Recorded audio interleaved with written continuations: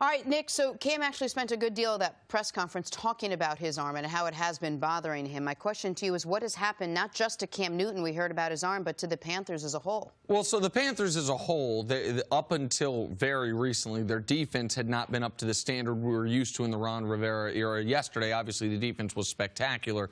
But along this losing streak, you saw a defense that had been giving up the second most points of this decade of Panther football. The Greg Olsen injury hurt them. Some of the offensive line injuries hurt him. But what Cam talked about right there is the key, and I'm glad that he finally is publicly acknowledging it.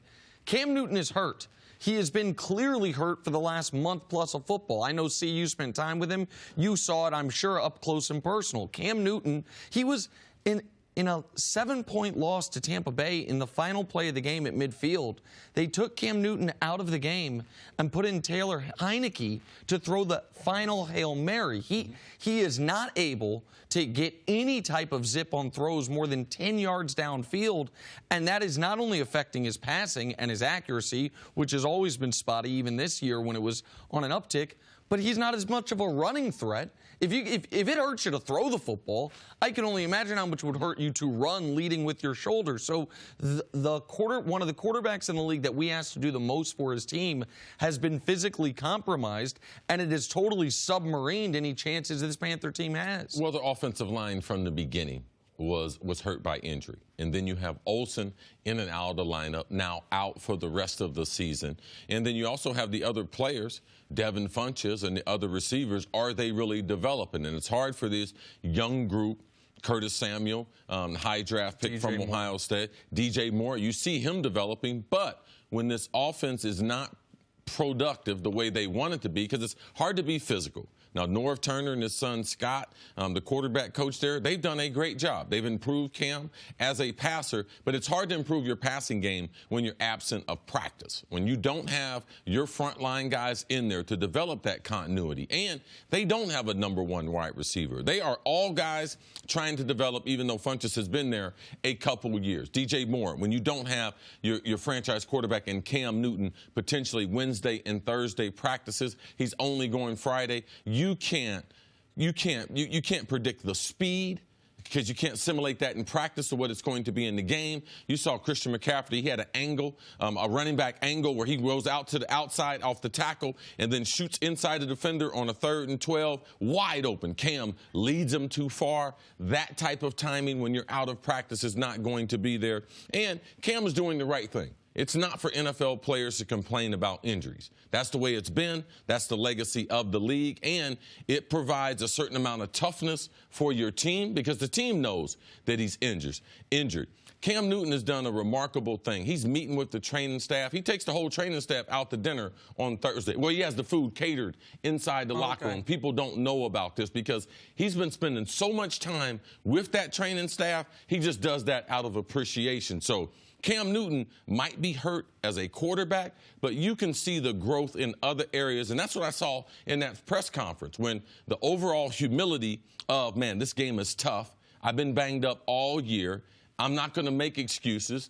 And for people who are broadcasting games, they're not going to make excuses for Cam because it's not their position to be able to do. I thought we were talking about this before the show, you made an interesting point, which is we've talked a lot about Cam's mechanics and where Cam has a different throwing motion than a lot of guys and where Cam's footwork isn't up to par with what the very elite quarterbacks are.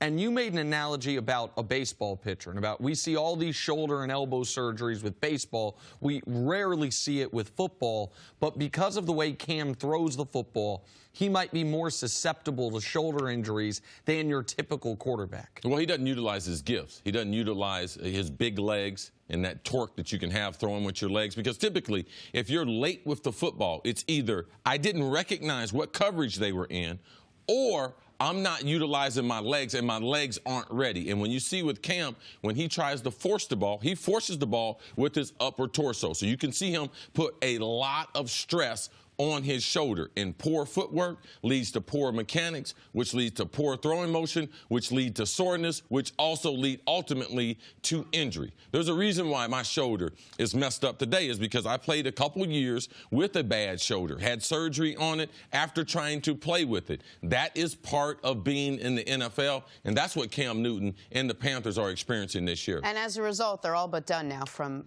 the postseason. I want to talk to you about the Saints. You said something interesting when Chris Caney was out here yesterday. You said, keep an eye on the Saints. I'm not completely sold on this offense. They have not been playing well. And for the third straight game, they definitely did struggle offensively. Did that surprise you last night going up against this Panthers team? No, it didn't surprise me. They've struggled the last 5 weeks. They're all-pro tackle Tyron Armstead. He's been out since week number 10, so week number 11 through 15. They've really only played one good game. That was against Philadelphia, a complete game. The rest of the time, they've struggled, and all their numbers have suffered. Michael Thomas has gotten a lot of attention because he's 28% of their offense. Alvin Kamara, he's a big part of their offense too, but after that, they're missing. Teddy Ginn last year was 13% of their offense. Mark Ingram, he was 13%. He's not that. They don't have anyone else contributing 10% to their offensive productivity, and the offensive line, which was great. Right now, last night, they lost Max Unger, the great center that they have. Depth on that line. There's no team that has depth on the line. But we forget about the Saints because when we talk about them being productivity, we talk about Sean Payton. We talk about Drew Brees. We talk about Michael Thomas. We talk about the running backs. We never talk about their offensive line. Their offensive line potentially is one of the best, if not the best, in the league. They have not played up to that, and we've seen that since week 11. The overall productivity has suffered. They put a major investment in that offensive line starting years ago when they traded Jimmy Graham at the peak of his powers for Max Unger, who has been an excellent player for them.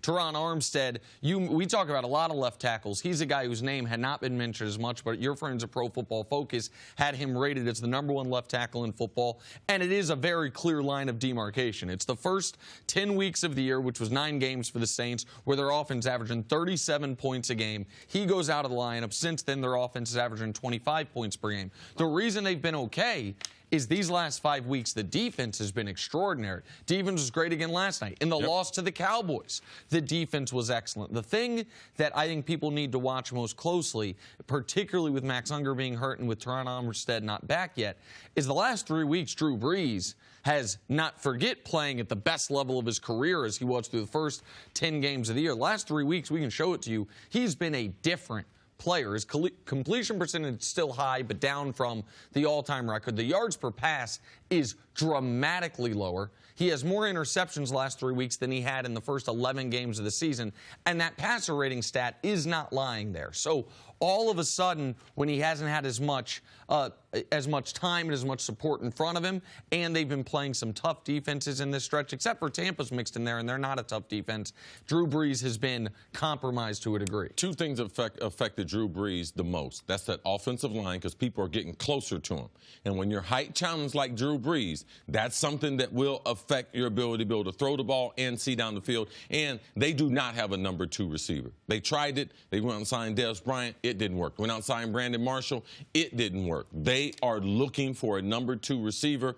Opposite of Michael Thomas, defenses are starting to clamp down on him, not giving him the big explosive game. So that will affect the way they do offense. So the Saints, watch out. These last couple games are very, very important to create some momentum offensively going into the playoffs. All that being said, Saints pick up their league best 12th win of the season with a win over the Carolina Panthers. Thanks for watching. Subscribe here to get the latest from the show. Also, be sure to check out more of the best clips from First Things First, or go watch a few segments from our other shows on FS1.